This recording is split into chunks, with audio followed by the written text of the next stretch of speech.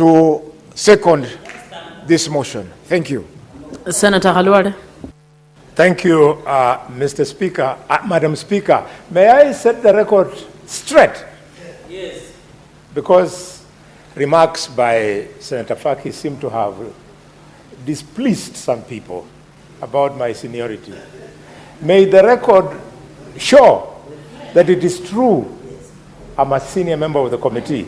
In fact, I remember introducing the leader of the majority to this committee after he came through a by-election. I'm truly senior, and there's even a neighbor of mine who has grown 32 teeth who is speaking. Madam Speaker, I rise to second this motion as moved, and because it is almost a residual motion, I would leave it to be limited to the remarks by the mover. However, there are a few comments I want to make.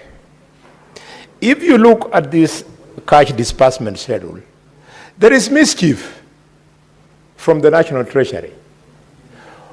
This House has decided that 415 billion shillings will be given to the devolved units. And now the minister in charge of National Treasury goes and sits in some dingy boardroom and they start playing poker with the 415. If you look at the schedule, they decide in January we shall give this much, in February we shall increase a little, in March we'll reduce it further. Who told them?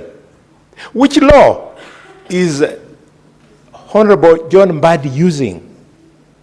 The money that is supposed to go to counties should be 415, and this 415 should go on a monthly basis, and when it delays, it should not be undue delay.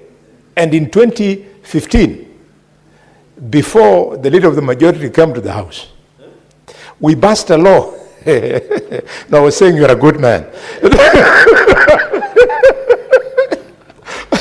And Justice Mathai was there.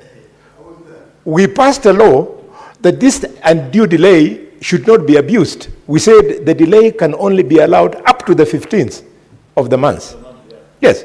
So it is expected John Mbadi, Honorable, should deposit in the county revenue fund money due on or before 15th.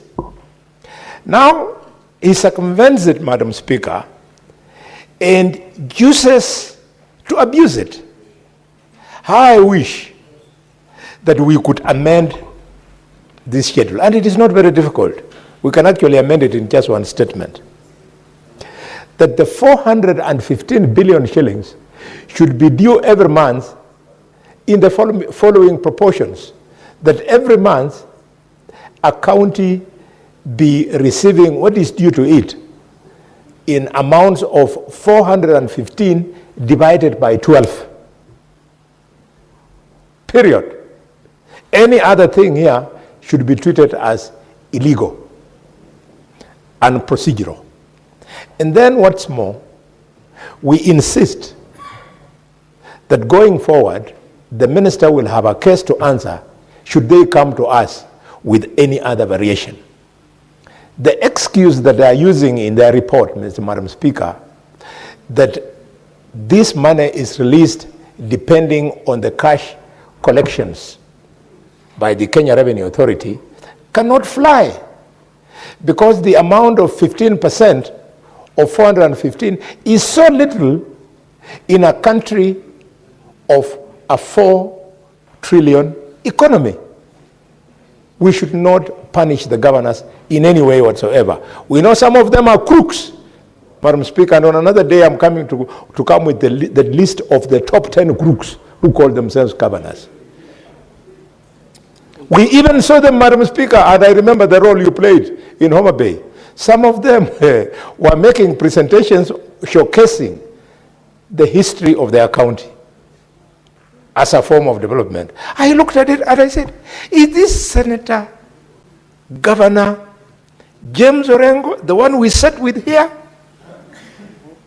presenting the heroes Boni in Siaya as being a showcase of development of devolution. Really, Siaya deserves better for the billions we take there. And I hope that Senator Sifuna is around. Yes. Yes. I want to request you, Sifuna, that when you'll go, I'm requesting for when he goes to Siaya, he should abandon the bad manners that he showed in Mombasa of heaping praise to the governor unjustifiably and using the floor of this house to further it more, talking about Senator Sifuna has a point of order. What's your point of order, Senator Sifuna? Well, I'm using the floor to pontificate.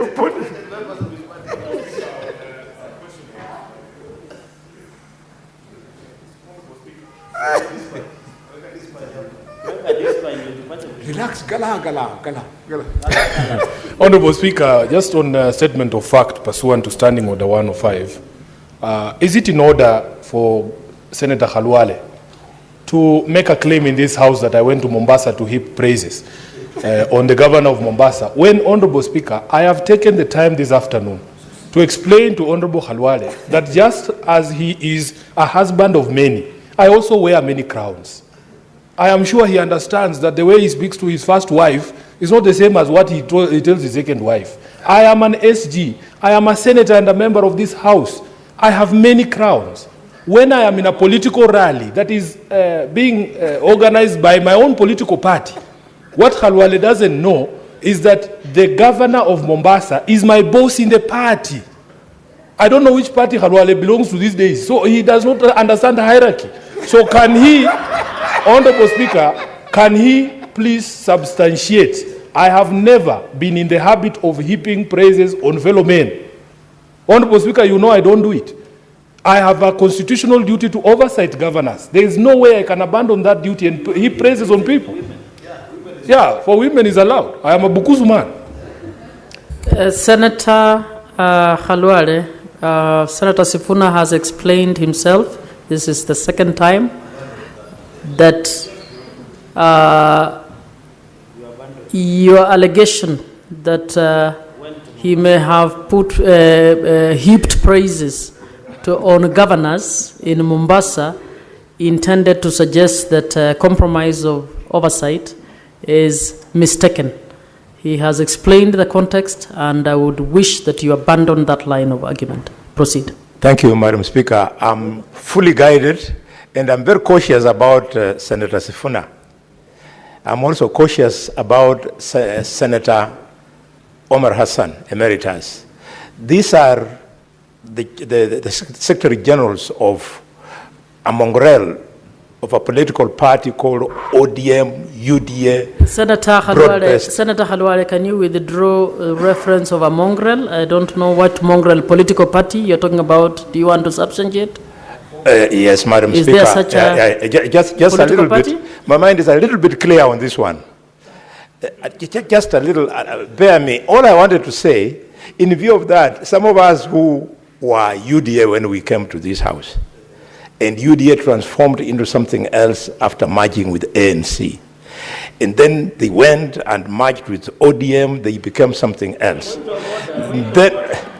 Senator Khalwale, can you substantiate?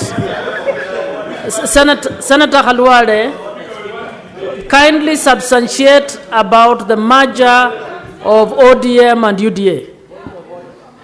Thank you, Madam Speaker. To the best of my knowledge, if I follow events, there has never been a merger between UDA and ODM.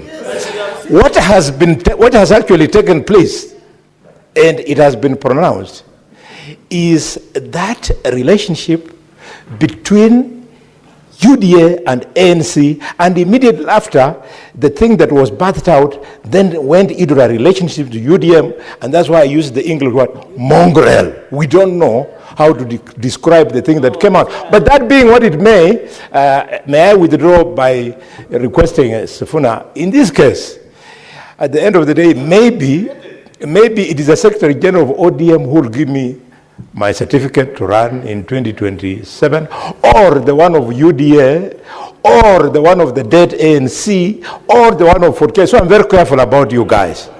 That is the mongrel. It has got 50 eyes and 3. So, Madam Speaker, I was using this just to appeal to Senator, and I've abandoned that line of approach, that even as we go to Siaya is your neighboring, your region of path. You know that the challenges there are shared with the challenges in Kakamega and in Bungoma and Busia, and would be happy to see encouragement being given to the leadership of all these counties so that they can become economically viable. Madam Speaker, I look at this and I see the billions that are going to these counties every month. You look at a county like Kakamega, at no one time will it get less than 1.1 billion shillings every 4 weeks. And when you go to Kakamega and many other counties, workers, employees of the county governments, their salaries have not been paid, Madam Speaker. Why would a governor, knowing that after 4 weeks I'll get 1.1 billion shillings here in Kakamega, not be able to go to the bank, which is at a walking distance from his office, and negotiate for a 2-week overdraft that can allow him to pay salaries smoothly? It's a shame that county government employees are unpaid. They are in salary arrears in most of our counties. I remember, Madam Speaker, when I was a young doctor, I used to be paid 4,770 shillings per month. And there was a time before Honorable Jerage was born, when his grandfather was the president, and he was unable, Madam Speaker, he was unable to pay salaries. So we went without salaries, and I didn't know what to do. So I went to the hospital kiosk and started to negotiate about being given free bread for me to take home. It's not a comfortable thing. People's salaries should, in fact, form the first charge on any expenditure so that people can pay rent, people can meet hospital bills, people can pay school fees, people can take their girlfriends for a treat, and all manner of things that salaries do. What about the wives? What about the wives? Boyfriends, wives? With my many years of experience, I have learned, Mr. Speaker, that there is no self-respecting Luya man who can be taken out by a girl and the girl foots the bill. You cease being, you see, that one we normally leave for our neighbors there in Nandi there.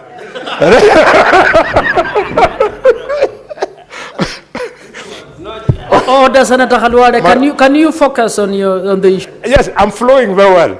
It's just that Honorable Osodi is the one who is forcing me to deviate because I'm supposed to defend him. You can imagine his son at home, Osodi, to imagine that his girlfriend can take him for an outing. It's not possible. Osodi's girlfriend or the boyfriend? It's unheard of. In fact, Edwin here, who has got a beautiful granddaughter of mine, 8 years old, he is a very rich man in Luya culture because he will always receive from my sons, of course, when they take care of the small girl back at home. So, Madam Speaker, I therefore want to urge governors to pay salaries for our employees, to pay salaries for our MCS. In fact, governors are frustrating MCS with salaries to the extent that instead of paying them their salary, which is due, they hold them over the weekend with some petty cash so that they can move around with them in an entourage so that the governor looks like a big man. Yes. I wish more and more of our senators will become governors so that we kill this African big man syndrome. I don't need. In fact, I want my privacy. Why should MCS be following me when I'm the governor of Kakamega? To do what? They should go and go to the awards and perform while I do my county work. Madam Speaker, so that nobody in Kakamega listening to me thinks it's a small thing, we have an average of 10,000 employees of the county government of Kakamega. Assuming that the average salary is 50,000 shillings, if you pay these 10,000 shillings, these 10,000 employees, 50,000 shillings every month on time,